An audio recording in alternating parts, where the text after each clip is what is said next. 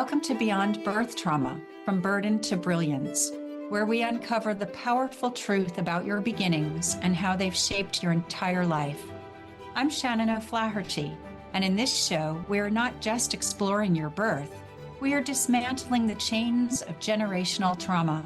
We're diving into the core of who you are, peeling back layers of inherited beliefs and behaviors that have held you back for far too long.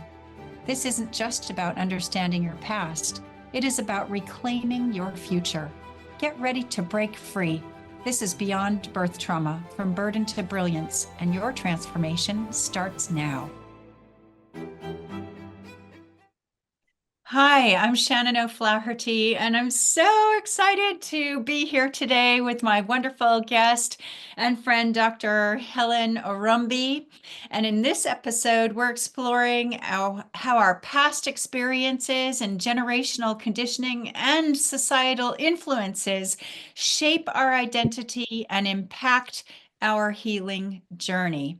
Now, I'm also very excited because this is my first time going solo without Dr. Pat. So now it's officially my show, and I'm going to be interviewing fascinating, very wise guests all along. And of course, I wanted to start with Dr. Helen Orombi, who is an empowerment and transformational coach. And she specializes in empowering conscious, self-actualizing women who are ready to break free from survival-based patterns of fear, unworthiness, and self-doubt.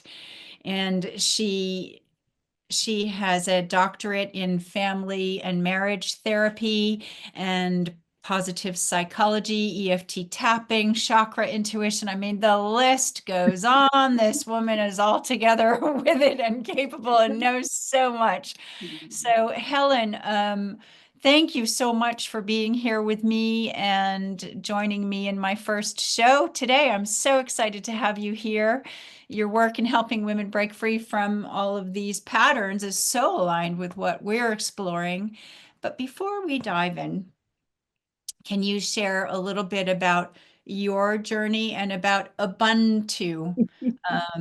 In fact, tell us what Ubuntu is. That's even in the title of the show. Okay. Well, thank you so much for having me here. And first of all, congratulations, Shannon.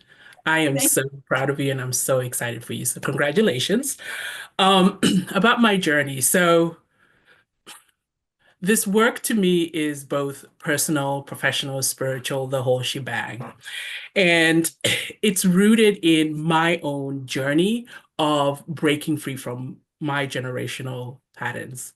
So I grew up in Uganda, and the idea of Ubuntu, which is this idea that I am because we are, was woven through the fabric of my existence, right? So unlike the West is more about, and I'm generalizing, please, I'm generalizing, don't quote me. It focuses more on individuality, whereas where I grew up, everything that the individual did impacted the collective.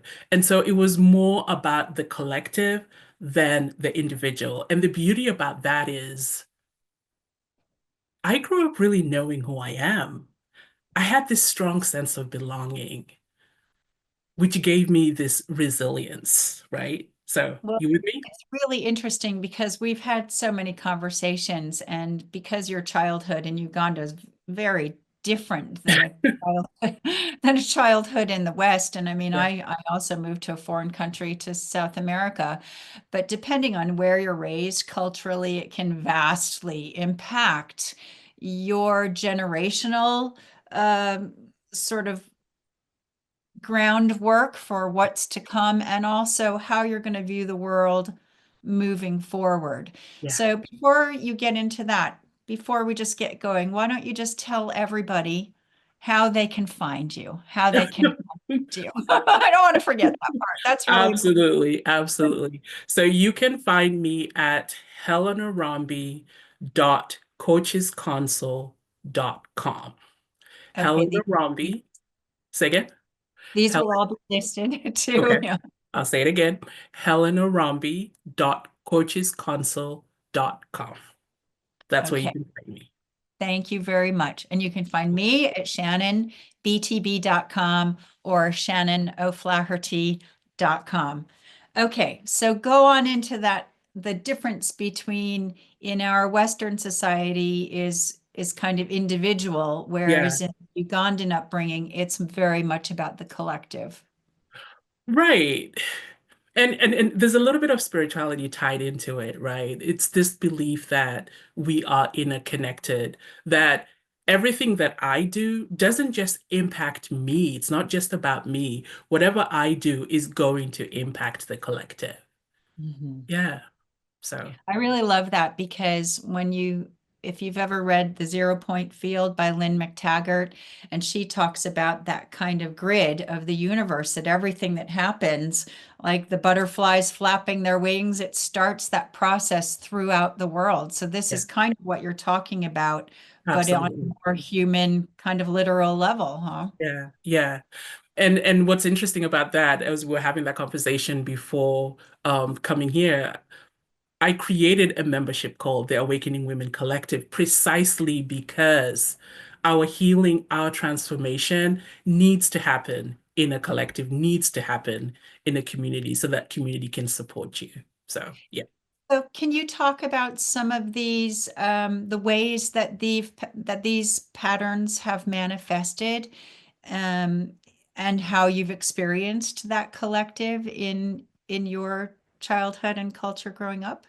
Okay. So, is it okay if I kind of backtrack a little bit to Yeah, answer? you do you. I do. All right. So I wanted to share this story because it kind of shows you how our patterns, whatever we inherit, affects us. So when I was getting my doctorate, we had to do a genealogram, which is a family tree. And so what that entailed was we had to track back 5 generations. And I had to interview all my living relatives and then just go all the way back. And that experience allowed me to see all the generational patterns in my family of origin, my family tree, going back 5 generations. And we talked about That, this, right?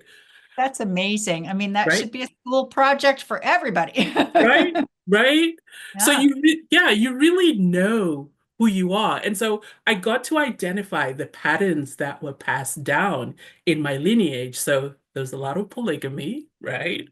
Um, there was there was this sense that women didn't have as much opportunities as the men did. Women weren't as educated. So, for instance, my grandfather didn't allow her to go to school, and so those things were passed down. And the way that affected me, especially my mom's experiences. I love school. I love education. This is Education. Go really ahead. This is an important point because we think about all of the negative things that are passed down from our ancestors because all the good stuff, well, don't change it, except that all of the negative things that get Yeah. passed down don't, there's always yin and yang, right? So there's a way to perceive these things. So your mother, she felt left out from Yeah. not being able to study because she wanted to go to school. So what did she do? She drilled it in me, the value and the importance of education. So I am educated up to a zoo because of that patterning, that conditioning. And it was a good thing. Yeah, it was a Didn't really she good thing. start, didn't she create some schools? Am I making that up? No, you're not making it up. Look at you. Look at you. You Pay remembered. attention when we talk. You remembered. So as part of her legacy, she created a primary school in the, I guess, neighborhood where we live, just for the education of kids, especially girls, because girls that the society doesn't necessarily encourage the education of girls. And so that is part of her passion, is like, I'm going to start a school. So not only was it drummed in me, but she's doing it within the community. So thank you for remembering that. Well, I just thought that that was a really perfect example of Yeah.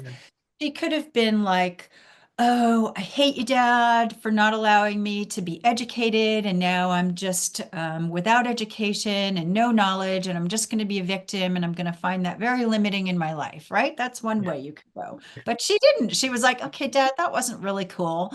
I think I'm going to find a way to educate myself and start a school and bring this opportunity to people behind me who, because I didn't have that opportunity and I felt so left out. So I'm not going to let that pattern continue. And this is why it's so important to get the grounding from our ancestors. What are we going to do with that? What are we going to do with that? Yeah. So that was a Yeah. really important point. And you also said something really brilliant about polygamy because I remember kind of Right. raising my Okay. So I know eyebrows. I knew you were going to bring that up. So, all the generations, my father was one of the first that didn't practice polygamy. So my parents are married to one another, but polygamy was um a common practice. So here's the positive. I know most of the time you think about polygamy, you only think about the negative, but here's the positive. Like being married to somebody kind of gave you status, but not only that, it it created labor because it's an agrarian society, right? And so the more wives and children you have, the more you can plant crops and the more food you will have. So there was an advantage to being polygamous I then. mean, that's so fascinating because, you really try not to be judgmental, but I growing up, know, that's why I brought it up. right? Growing up in the format that I grew up in and in the world that I grew up in, we look at polygamy with a bit of a question mark. And you called me out on that and then you reframed that for me. So that was absolutely brilliant because, and I think it's also another really important thing for all of us to be aware that all of these different cultures that we all come from, the world around, we might have vastly different beliefs, right? In some country, they eat dogs that in this country are our pets, and we think, oh, that's terrible. But is it? I mean, if that's what they've always been doing, why should we judge what is good or what is bad just because it's a way that we don't know going forward? So I thought that that was a really important.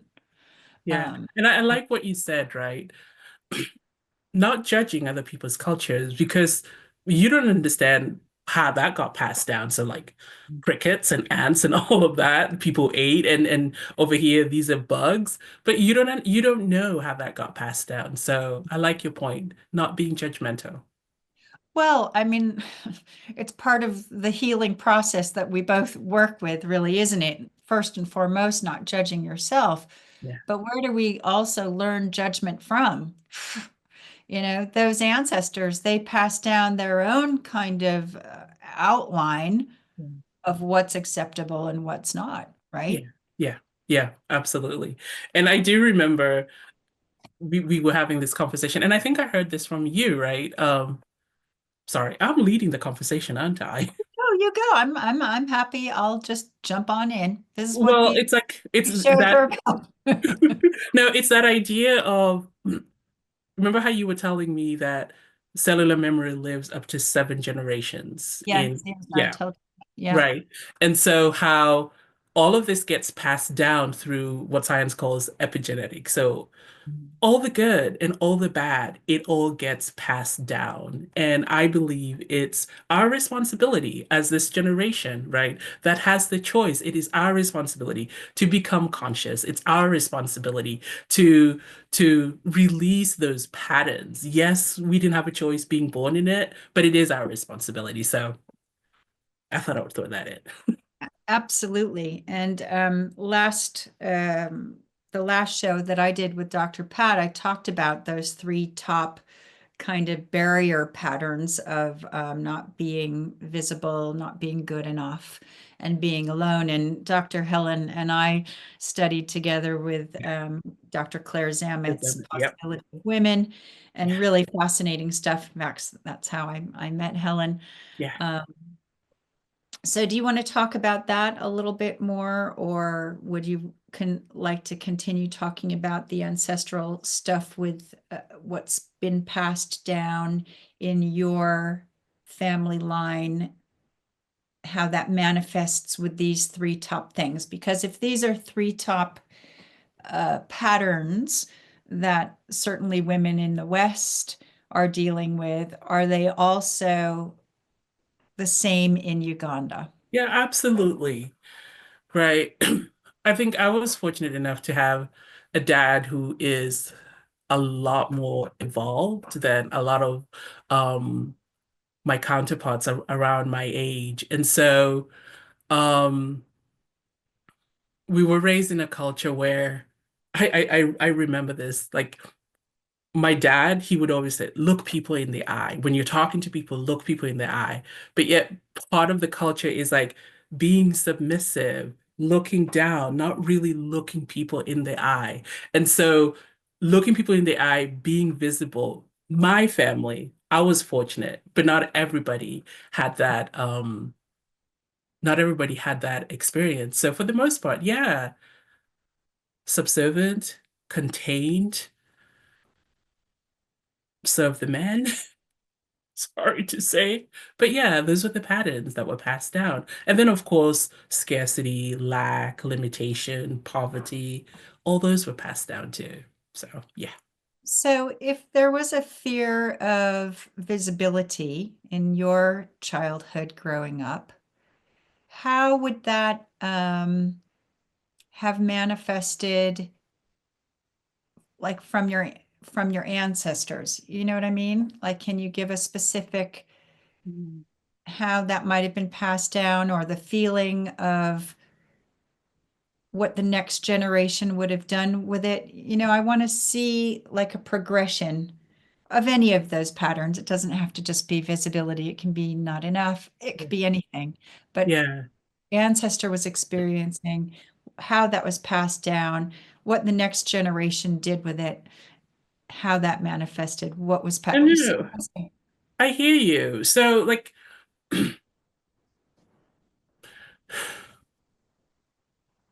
I think the pattern that got manifested or passed down for me in my family is it's not good enough.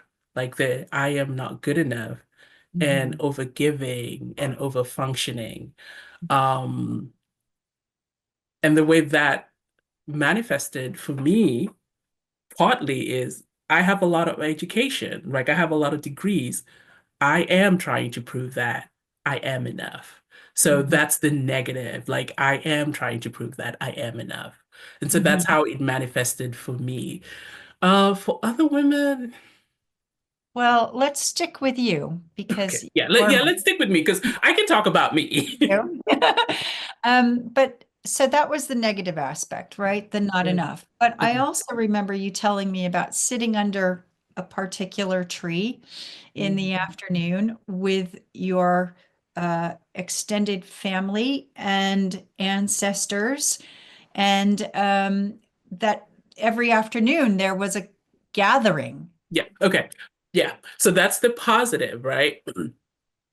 So part of the culture was every afternoon we would sit together. My grandmother's, all the extended family would sit together under the mango tree, and everybody would bring a craft. So crochet, knit, sewing, and all of that. And what I loved about that experience is you heard stories. You heard stories from my grandmother. You heard stories from extended family. My grandfather told a lot of stories. And so that is one of the positive is like you get to hear wisdom from the older generation in a way that is not really, it's not like that as much in the West, right? Because No, when you get not at old, all. you become obsolete. Hmm. Yeah. And not only that, you're actively connecting with your ancestors, because a lot of people in the West don't even know. Some people don't even know their grandparents. You're also learning new skills that I know you had an amazing crochet business. In fact, this was one of your brilliant creations, my Yes, it gorgeous is. Yes, it poncho is. that she made me Oh, for Christmas. I'm sure you've all seen me wear it a million times because I barely ever take it off because I love it. So you went you on to do have wash it, right? I do Just sometimes.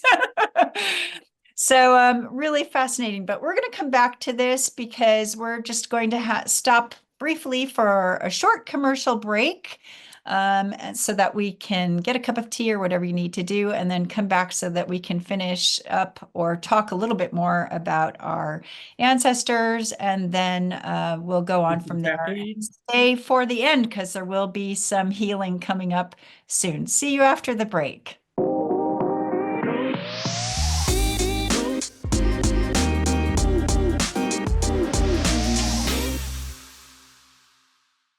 So, welcome back, everybody. This is Dr. Helen Orombi, if you're just joining us. And we were talking about our ancestors and Helen's upbringing in Uganda. And when you were sitting under the tree talking to all of your ancestors and learning new skills and crafts, but you were hearing their ancestral stories. Now, often these 7 generations of cellular memory pass down subconsciously, generation to generation.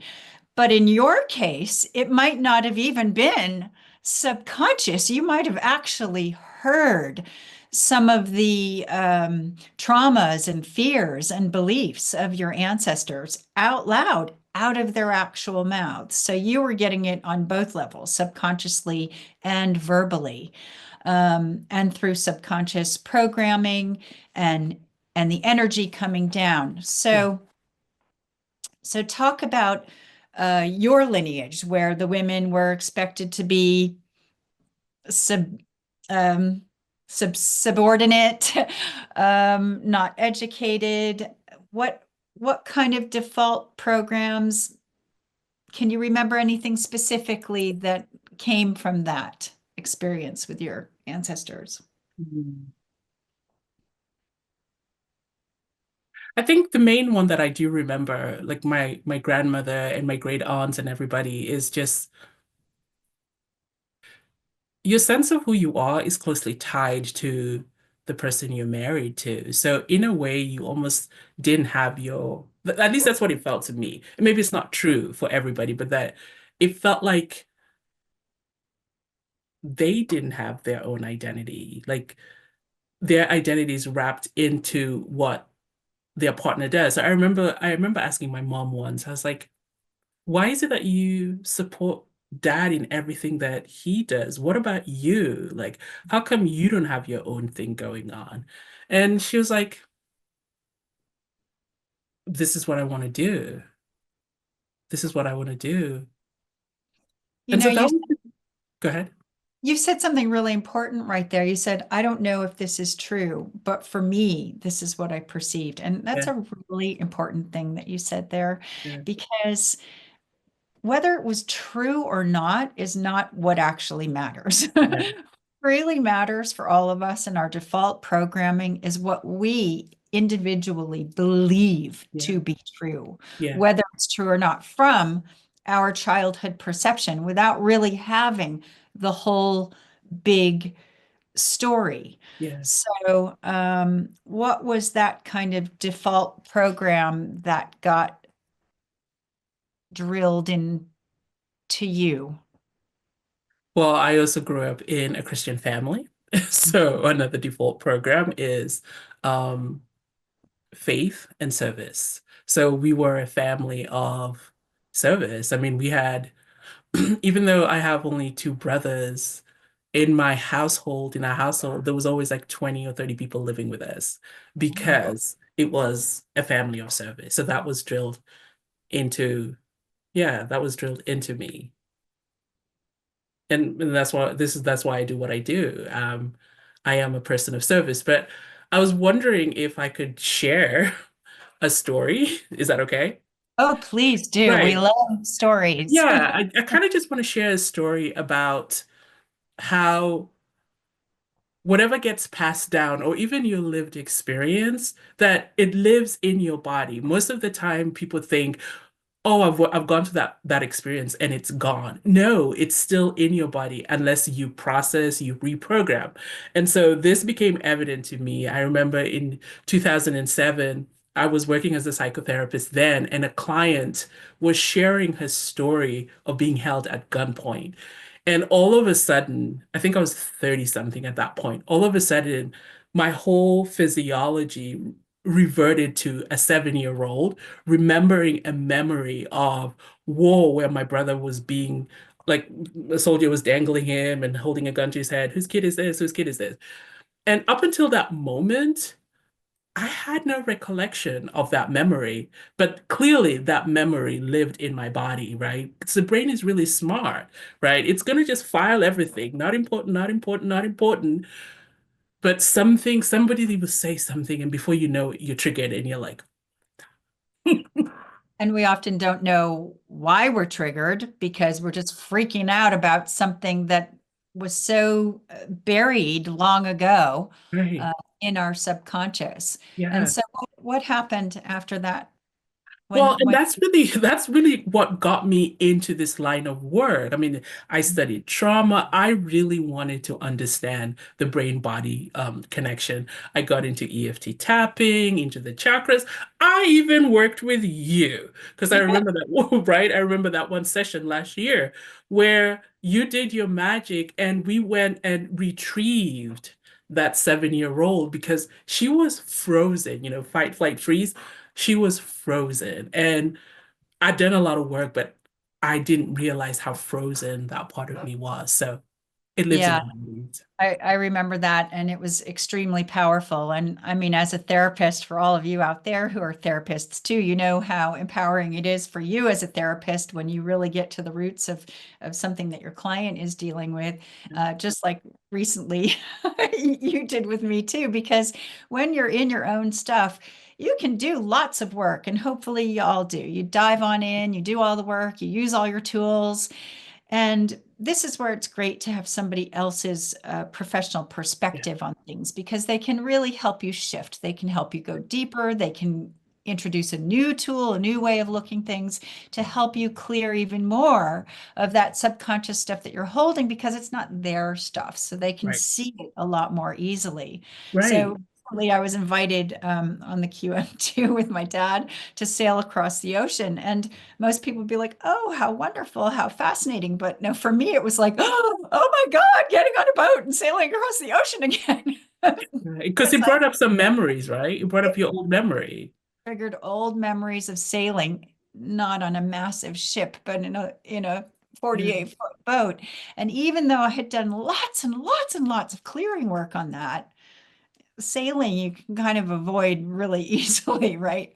But suddenly it all triggered up again, and I didn't know what else I could do. So I started to do the tapping happy. with Yeah, you, which was right. absolutely Well, because fascinating. yeah, the body keeps the score, that famous book. The body remembers. Unless, and that's part of like both our work together is like, how do we release it? Because as a therapist, we did a lot of talk therapy, and talk therapy is invaluable. But some of this stuff, it still stays in your nervous system. And until you release it from your nervous system, it will pop up. It will pop up. So yeah, Yeah, it keeps coming up, and it can come up in a multitude of ways in very many different areas of your life. Can you give some examples? well, I mean, like, so back to this experience that I had when I With was your living in when I was living in Uganda, um, none of that really bothered me. But once I migrated to the US and I left my Ubuntu and my community, one of the things that I did experience was just a lot of anxiety. I mean, I felt a lot of anxiety. I felt hypervigilance. And I think partly, yes, the PTSD was manifesting, but also I didn't have that safety that I used to have. So I had a lot of, yeah, anxiety. And I remember after this incident that I talked about, my supervisor was like, do you want to get on medication? And I'm like, no, I want to see how I can handle this the natural way. So it manifested in a lot of anxiety. Mhm.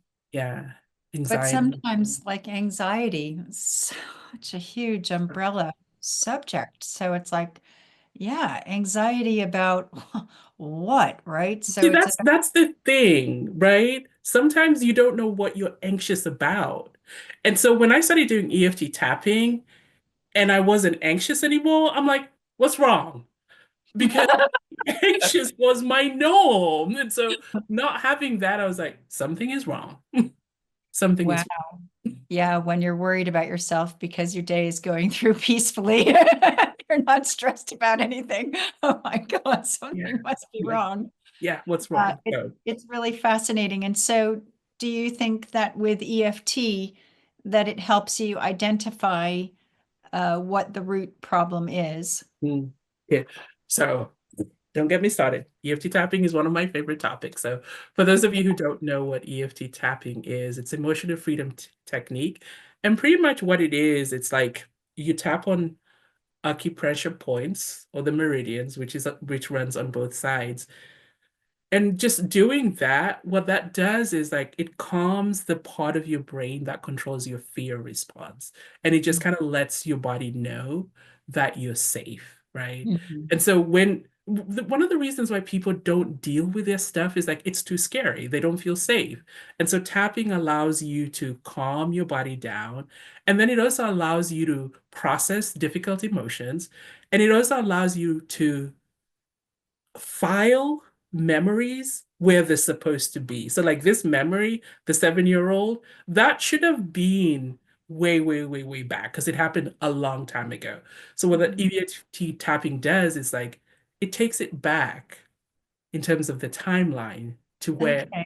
it's supposed to be. So it's yeah, EFT tapping is That's fascinating. interesting. I haven't heard that before. I know about lots of modalities. I've played with a lot of them, but I didn't know that it transfers that memory back to the time that it ought to have been.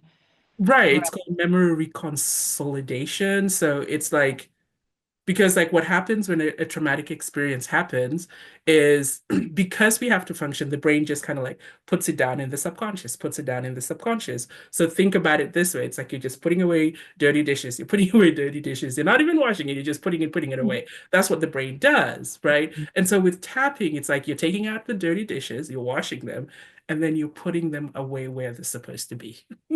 That's a really good metaphor to look at that. Yeah. Um, yeah, that's really interesting because sometimes because a lot of our wounding is stuck in our cellular memory and a lot of it is subconscious. It could even be, well, it could be ancestral stuff that we don't know anything about. It could be from when we're in utero before we're born. Maybe you don't know anything about your birth experience or your mother being pregnant with you. I do have a PDF available, birth questions you can ask your mother, and it's on my website, shannonbtb.com. And you can download that from there, put your email in and download that, or shannonoflaherty.com. And that can help you go to your mother or father or grandparents, if they're still alive, to ask the questions that you need to know, because a little bit of information is a lot of information, actually. Well, you got to be conscious before you can shift anything, right? If you don't Yeah, know, then how are you going to shift it? absolutely. Tell people where they can reach you again, please, Okay, so Helen. you can find me at helenorombi.coachesconsole.com. Again, it's helenorombi.coachesconsole.com. That's And great. uh, and I want to kind of just piggyback on Before we go on, talk about your Awakening Women Collective briefly. well, th this kind of brings because I had you on Awakening Women Collective precisely like you sent us those questions, and the women in my group they were supposed to ask their parents, but you coming in and just talking about that was so invaluable. So Shannon is amazing. Um, so Awakening Women Collective membership, it's a group that I started where I wanted to be able to take women through this framework that I developed, it's like 3 pillars that I developed. And the first pillar is moving out of survival mode, which kind of ties into a lot of the work that you do. That's why I had you on.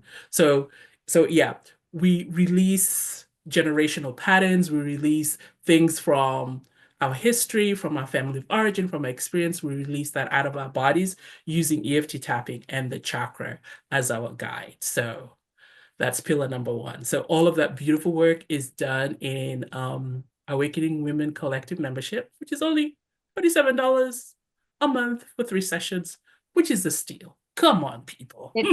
It was really great and amazing women on there and absolutely fascinating conversations because a collective. Talk about that just very quickly in 2 minutes. Talk about what a collective means when you're joining a group because some people still are like, oh, a Zoom group, I don't know. Well, so Dr. Claire Zammit has this quote, we cannot become ourselves by ourselves. We need one another. And so the benefit of being in a group is like, one, you might think you're the only one going through what you're going through. But when you're hearing, oh yeah, me too, me too, me too, that's the Me Too movement, right? It is because of the benefit of being in a collective. The other benefit is that you get amplified by one another. So you might think you're meh, but when somebody else hears what you're saying, they'll be like, "You rock." I mean, the group that we had, like the Pod Sisters, that was a bit of a collective, right? And so being in a collective allows you to feel that you're not alone, and the group can see potentials in you that you might not be able to see by yourself. So Mm-hmm. absolutely invaluable.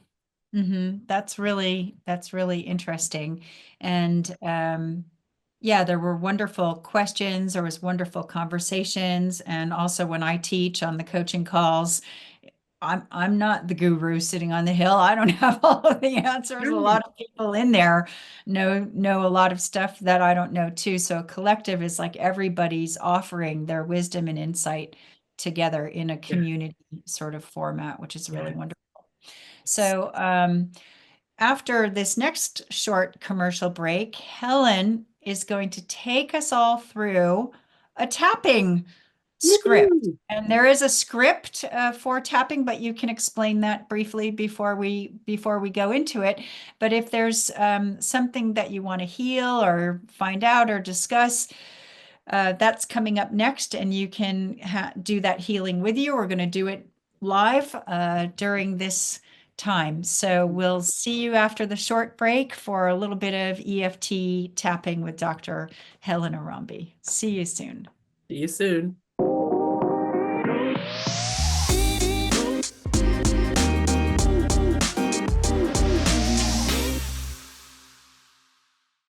Hi, welcome back. Shannon O'Flaherty here, and I have the great honor of interviewing Dr. Helen Orombi today. And we've been talking about generational ancestral wounding and how it manifests and the collective and all sorts of really fun things. And now Dr. Helen is going to take us all through an EFT tapping script to help you heal and shift, well, anything you need to heal.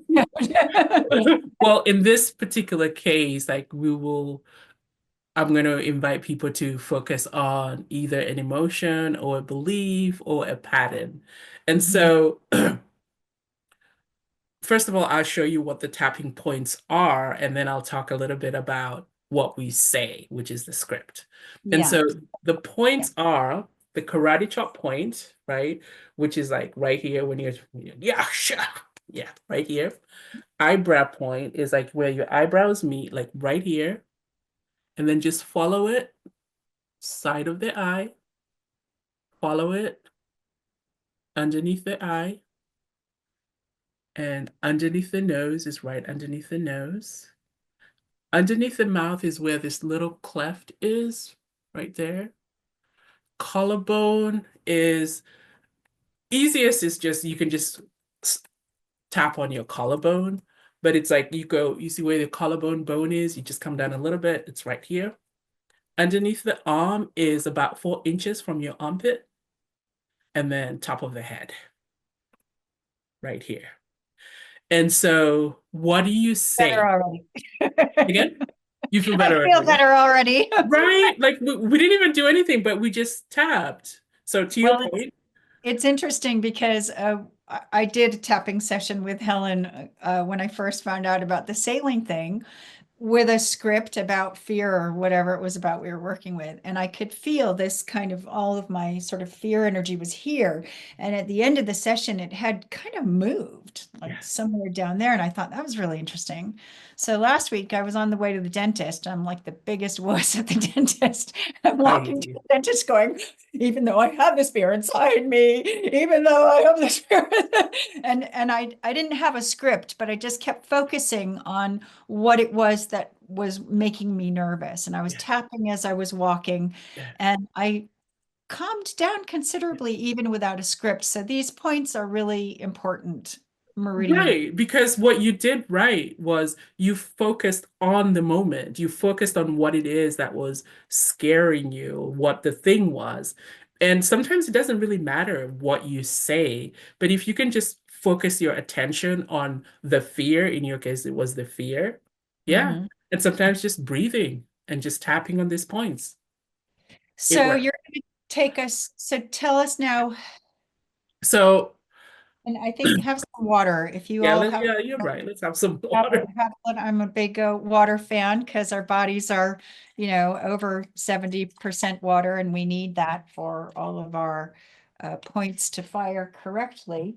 So Right. you never drink enough water. Well, and also like after doing tapping, it helps to drink water, just again to flush down anything that came up. So All tell right. us what script we're working on now and what do our viewers need to do to get ready for this? Okay. And we're all So gonna do it together. all right. So I'm going to guide you through just one round of tapping. So usually in tapping, you start with a negative. If it was a longer round, you just the whole round would just be a negative round, and then you transition into the positive. But since we're looking at time, we're just going to do one round, and it's going to entail both the positive and the negative and the positive. And so I'm going to invite you to, can I guide you already? Yeah, yeah, yeah, go. Okay. Yeah. So I'm going to invite you to take a nice deep breath in and exhale. Now bring to mind either a belief, a pattern that's holding you back. So a pattern such as, I'm not good enough, or I'm afraid of visibility, or an emotion. So it could be fear, it could be sadness, it could be anger. Bring to mind that memory, that emotion, that experience, and just notice it.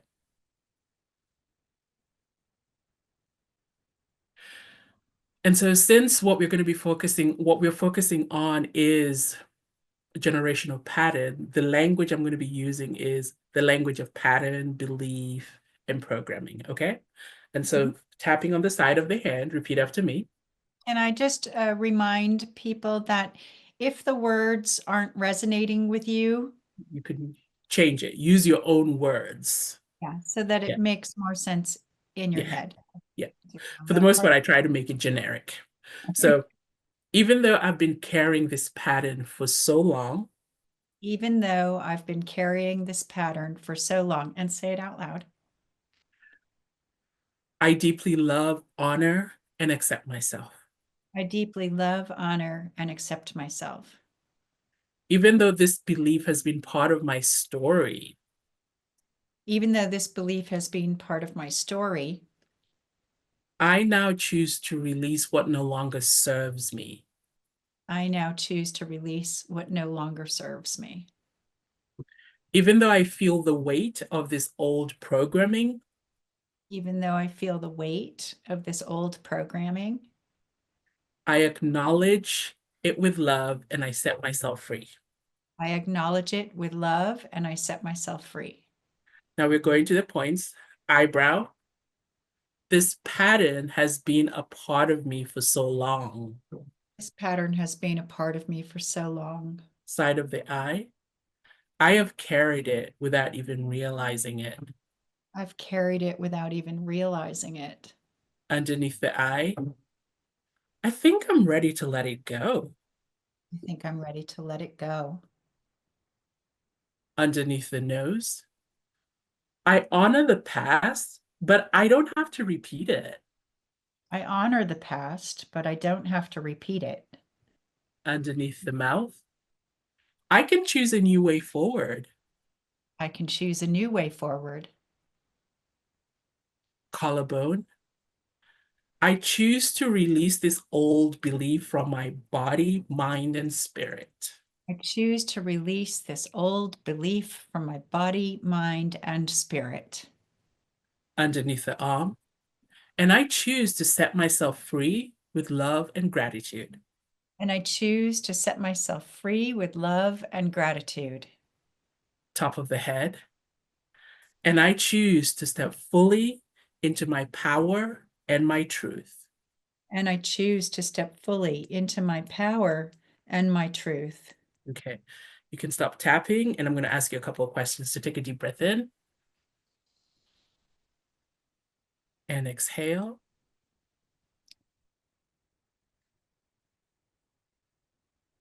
All right. So that was very generic. So what I'm curious about is like, what pattern did you tap on?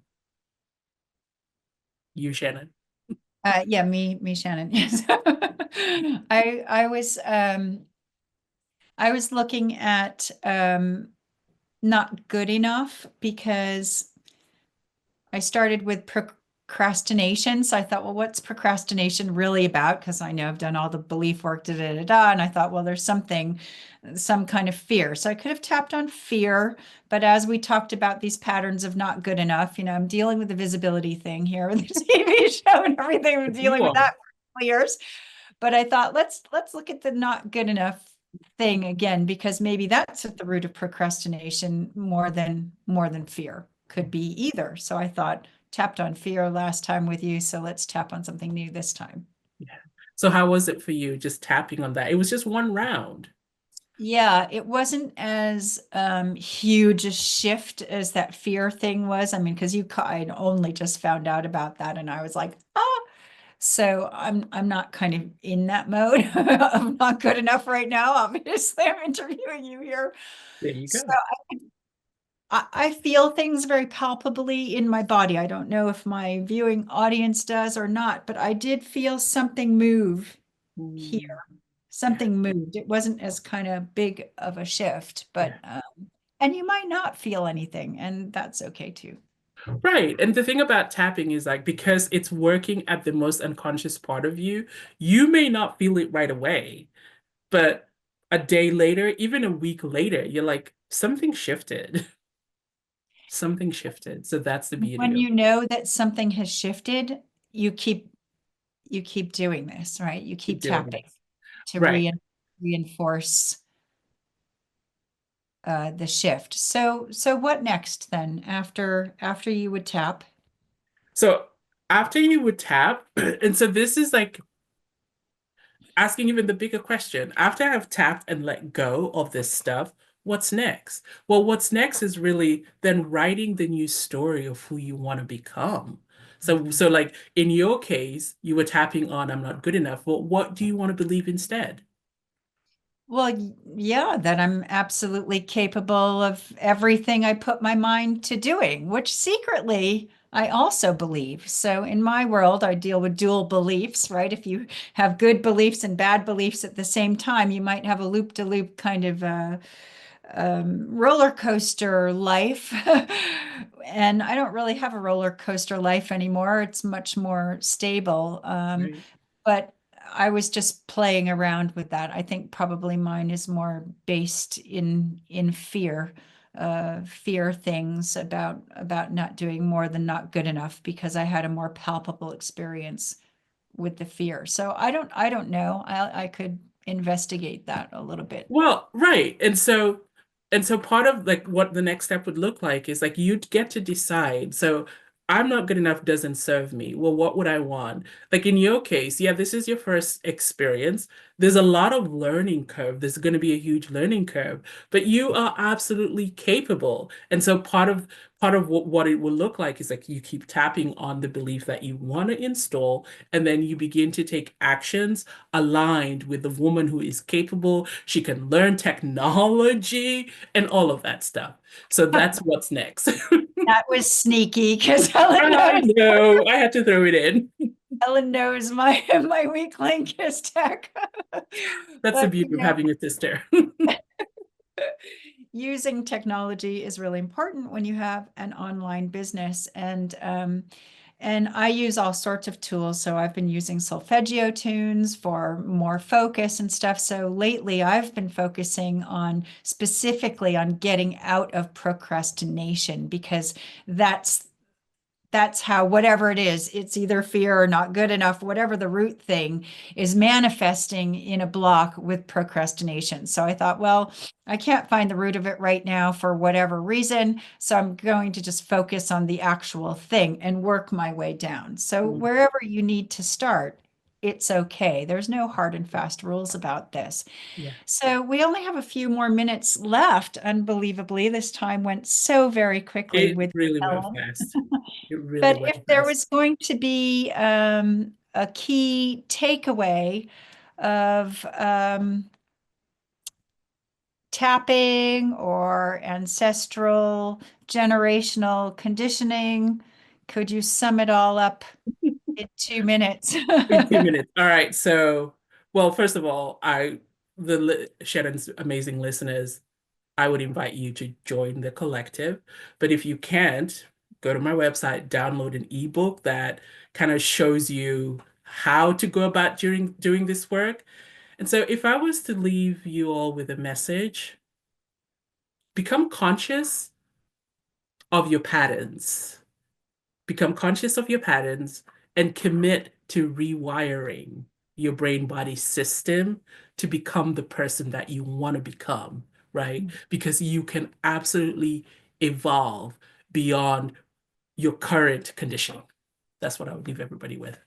Yeah, absolutely. Because having that vision of who you want to become, you need to be able to be who you want to be Yeah. before you can be that.